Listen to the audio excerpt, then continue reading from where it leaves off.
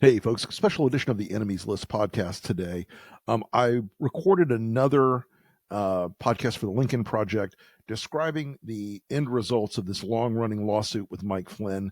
And the folks here at the Enemies List asked me if we could just use the same thing. And I said, sure. Anyway, folks, enjoy.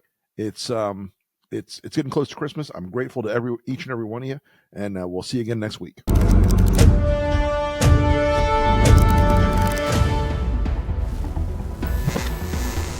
There was also maintained what was called an enemies list, which was rather extensive and continually being updated. Democrats want Republicans dead. Where I could stand in the middle of Fifth Avenue and shoot somebody and I wouldn't lose any voters, okay? The women with the least likelihood of getting pregnant are the ones most worried about having abortions. On January 6th of 2021, you had tens of thousands of people peacefully protesting. No, it's not a right-wing conspiracy theory. It's not QAnon. It's real.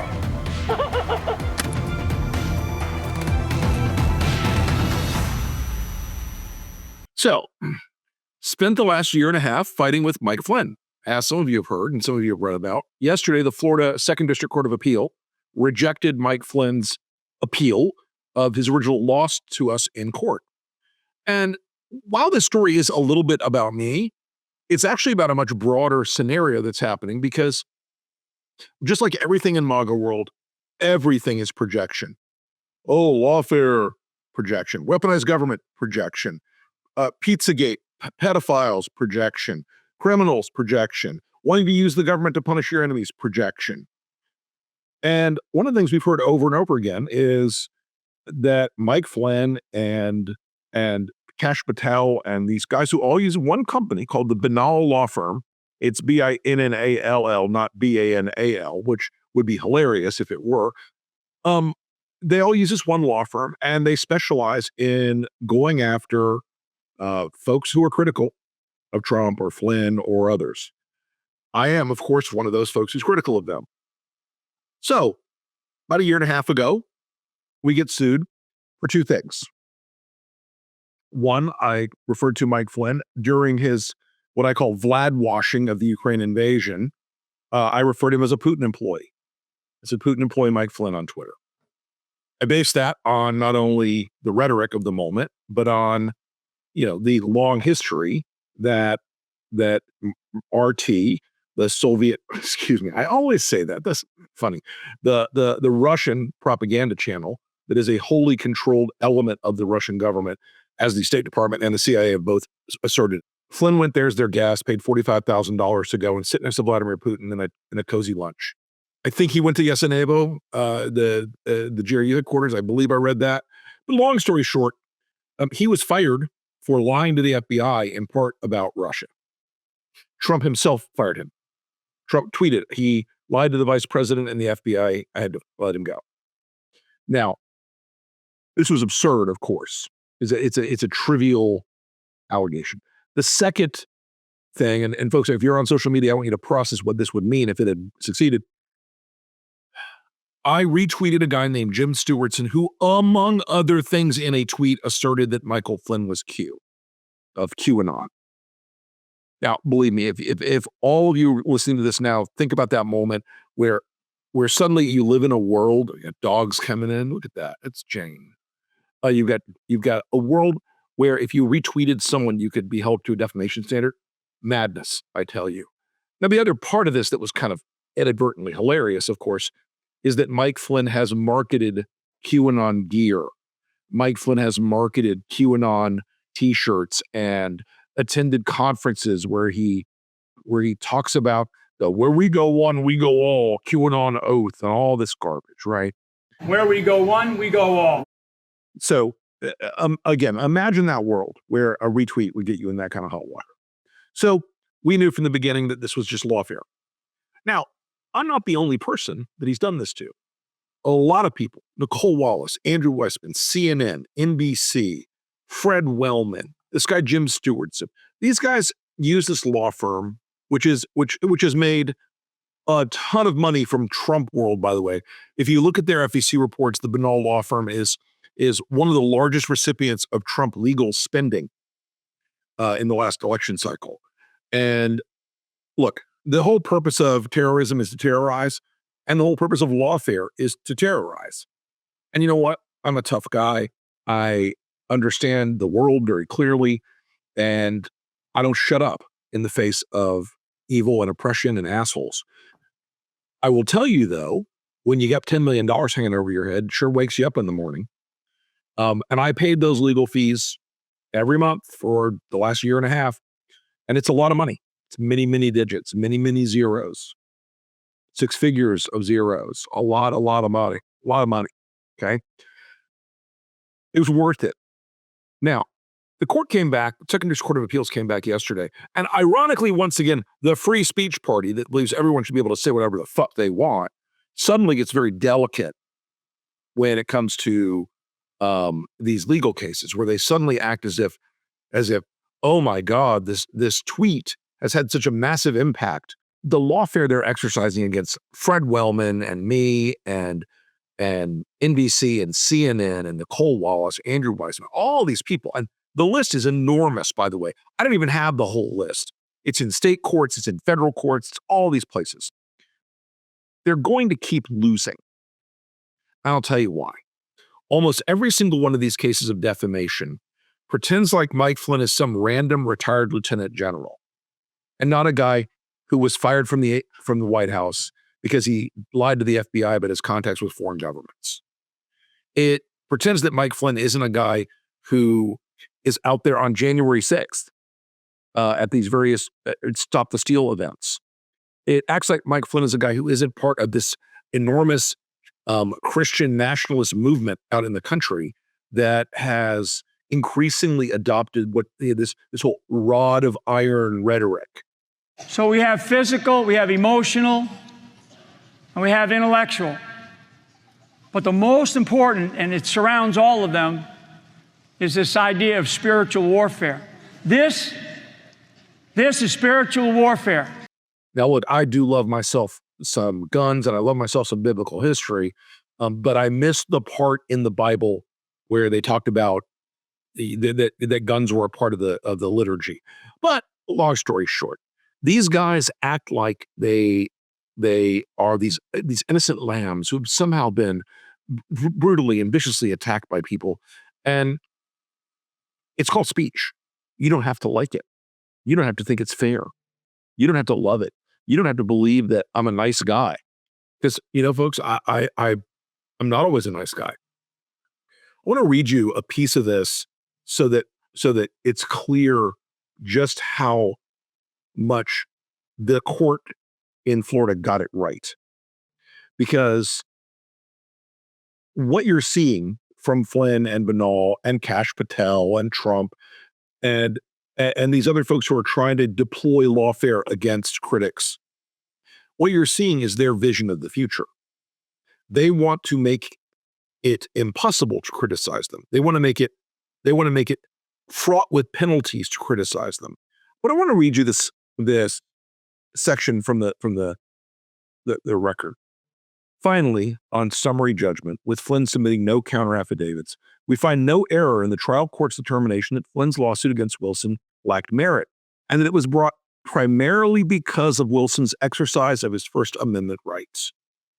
We have the privilege of living in a country with a, quote, profound national commitment to the principle that debate on public issues should be uninhibited, robust, and wide open, and that it may well include vehement, caustic, and sometimes unpleasantly sharp attacks. Sullivan 376 U.S. 270. Like it or not, such attacks are a characteristic feature of our democracy, regardless of the political persuasion of the speaker and regardless of the political persuasion of the public figure on the receiving end of that speech. As the trial court noted, Wilson's tweets may not have been polite, and they may not have been fair, but the First Amendment required neither, and so we affirm. I have to tell you, reading that, I felt good for myself, legitimately. We've been through a lot of stress on this, a lot of bullshit on this. It's been painful. It's been a stressful thing, and this is why they did it, by the way. This is why they timed it to run into the election season, so that I would be facing this maximally stressful external pressure. But I actually came away happier in this, in a strange way, that they defended the Constitution so robustly. They defended the right to free speech so robustly. They went at this in a way that clearly communicated that the lower court was correct on the First Amendment issues, on the freedom of speech issues, that the ability of people like me to criticize people like him, and frankly, of people like him to criticize people like me, should be uninhibited. Unlike a lot of current MAGA folks who call themselves conservatives but are not, I revere the Constitution. I revere it for its enormous protections of God-given rights. I revere it even for its flaws and its complications. I revere it because as broken and as flawed as our origin story as a country is, that Constitution has protected the rights of Americans for 250 years. One of those fundamental rights, one of those first among equals rights, is, of course, free speech. Now, again, for all these folks on the right, I'm a free speech absolutist. I want to say what I want to say. Guys, just being able to say the N-word on Twitter does not make you a free speech absolutist. Just saying on Twitter, that Hitler fellow had some good ideas, does not make you a free speech absolutist. Free speech absolutism means that you embrace the ability of people to speak, especially when those things are substantively true. Now, if I had called Mike Flynn a cannibal pedophile and knew it was false, he would have had grounds. But instead, I called him a Putin employee. He had been one. I engaged in rhetorical speech. I engaged in protected political speech. Look, every day on Twitter, I have people calling me a traitor, a pedophile, a criminal, a grifter, all this shit. None of it's true. Not one bit of it's true. They know it, and they're acting from malice. Now, could I go out and sue these people? I suppose I could. It would take years and years and years. Most of them don't have a goddamn thing for me to take from them financially. Okay? Someday I probably will. We'll see. But I would be basing it on an attack that was unfair, untrue, and unsubstantive. The critiques of Mike Flynn that are being made out there by me and many others that have upset him so much are based on Flynn's actions and words and deeds and character and behavior. We've provided the court with thousands of pages of background material for judicial notice on Flynn. If you want to look it up, I'll post a link later. But it is an enlightening exercise to go through and read that I wasn't even making the strongest possible case. And Flynn never once submitted an affidavit defending the substance of my claims. It was all about how bad he feels and all about how angry he was and all these things, about how much quote-unquote damage had been done to him.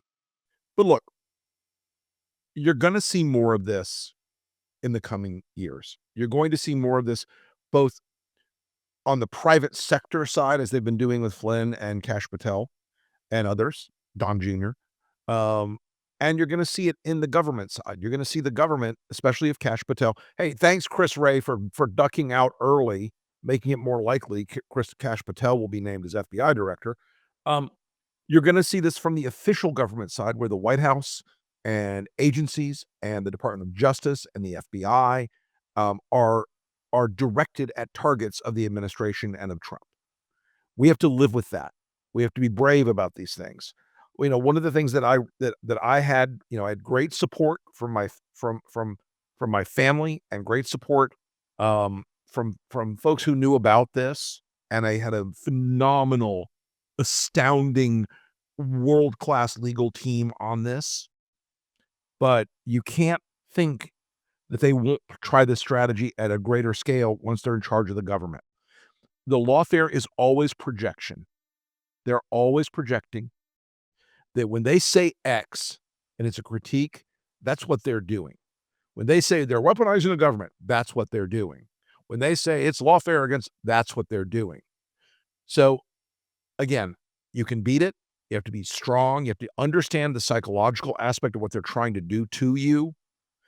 You have to fight it every day. You have to be up every day and say, nope, I'm not going to let this get me down. I'm not going to let this F with me.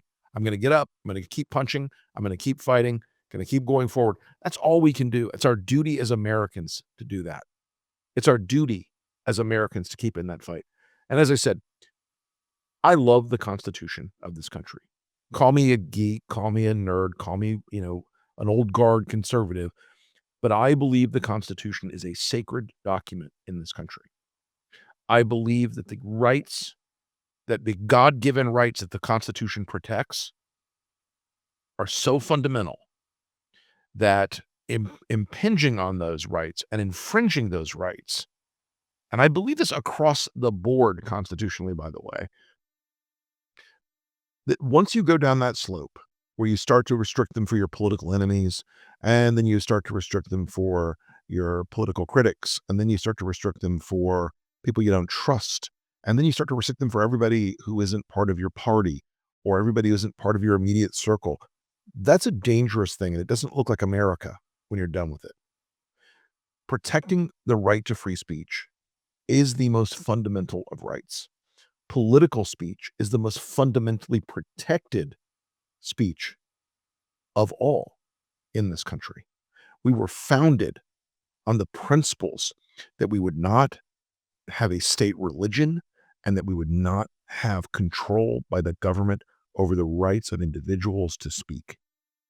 Those rights do have boundaries. They do have some protections in them for people who cause harm deliberately and who lie. But in this case, what hurt Flynn was the fact that I stated the truth and that I retweeted someone else.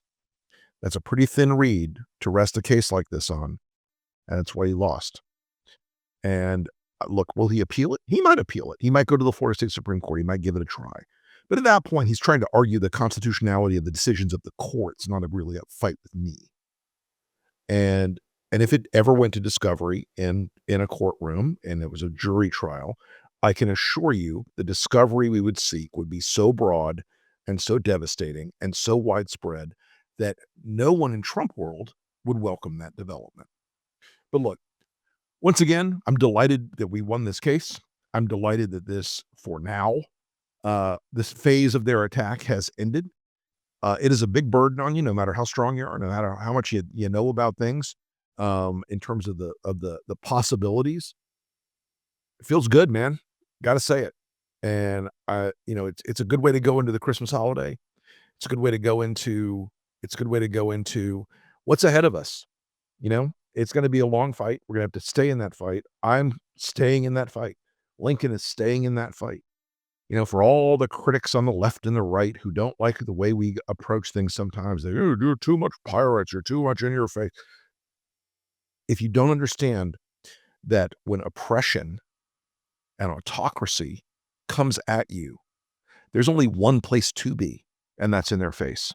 Folks, that's the elephant in the room. Hey, folks, one more thing. You can follow me on Blue Sky, the Rick Wilson, .bsky, whatever, .social, I'm always the Rick Wilson on the socials. Here's the rank order of social media platforms that I'm on these days. I'm on Blue Sky. I'm on Threads. I'm on Instagram. I would rather hit myself in the head with a hammer than be on Twitter. I do appear there periodically, just to throw some meat into the water so that the MAGA sharks chum themselves into a frenzy. But you can also follow my Substack at the Rick Wilson. Easy branding, right? I'm also on the Enemies List podcast, and I join Molly Jong Fast once a week on Fast Politics. So I have a lot of podcasting to do every week, and want to wish everybody a very good holiday season, very Merry Christmas. Enjoy yourselves. Be good to yourselves. Be good to your families. I'll talk to you again next time.